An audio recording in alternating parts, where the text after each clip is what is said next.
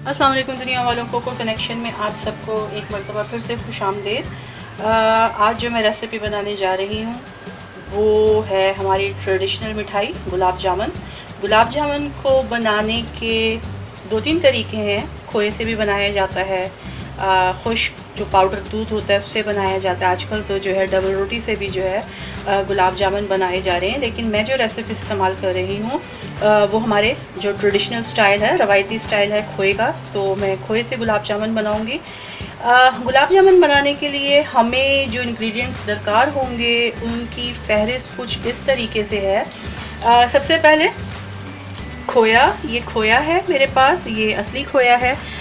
तकरीबन 250 ग्राम या दूसरे अल्फाज में 1 पाव खोया है ये। इसके अलावा मेरे पास 3 टेबल स्पून या खाने के चम्मच मैदा है। इसके अलावा मेरे पास है 2 टेबल स्पून सूजी, ये भुनी हुई सूजी नहीं है। इसके अलावा half tea spoon baking powder. इसके अलावा मेरे पास ये 1 टेबल स्पून दूध है।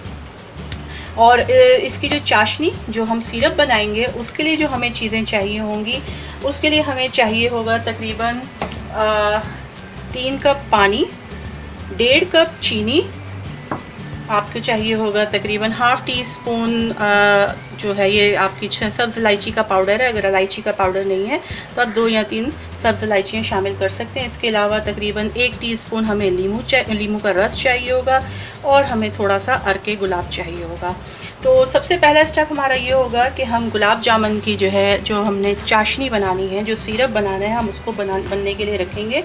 इस 3 कप पानी के अंदर हम 1.5 कप ये चीनी शामिल कर देते हैं और साथ ही हम इसके जो हमारे पास ये सब्ज़ इलायची का पाउडर है वो हम शामिल कर देते हैं।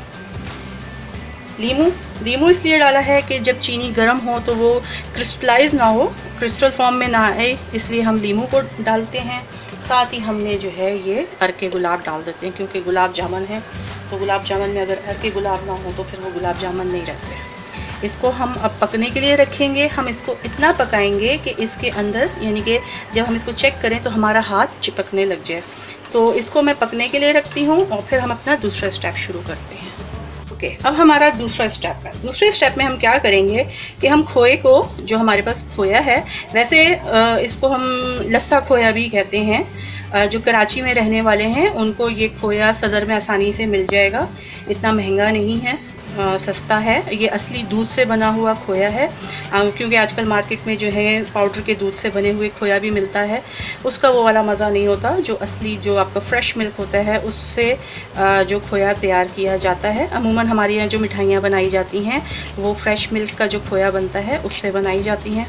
कई आजकल यानी कि कई जगह पे जो है वो पाउडर के जो बना हुआ खोया होता है उससे भी बनाई जाती हैं। तो इस तरीके से हम इसको थोड़ा सा क्रश कर लेंगे। अब हम क्या करेंगे, हम इसके अंदर मैदा शामिल करेंगे। मैदा इसलिए शामिल किया जा रहा है कि ये टूटे नहीं गुलाब जामुन, इसको आपस में जोड़े रखने के लिए ये हम इसको शामिल कर देंगे।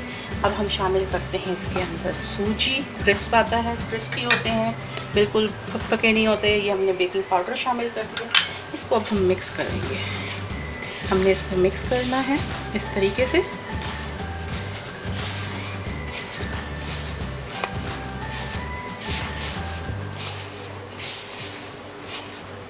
जब ये मिक्स हो जाएगा सारा, फिर हम वो जो दूध हमने रखा है उसको हम थोड़ा थोड़ा करके डालेंगे ताकि एक नरम और हमवार स्मूथ डोसा बन जाए।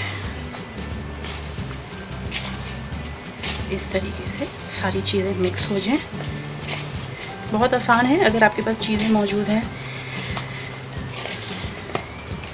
खोया घर में भी बनाया जा सकता है, लेकिन वो तरकीब फिर मैं आपको फिर कभी बताऊंगी कि वो कैसे बन सकता है।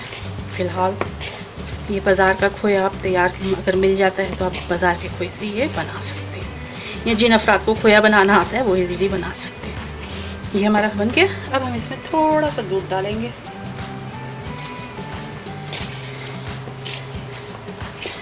थोड़ा सा इसको नरम करने के लिए।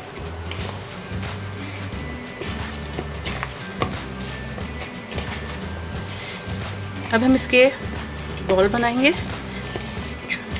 इसको हमने जो गुलाब जामुन है हमारे, इनको हमने मीडियम आंच पे जो है डीप फ्राई करना है। इसको हम तेज़ आंच पे डीप फ्राई नहीं करेंगे।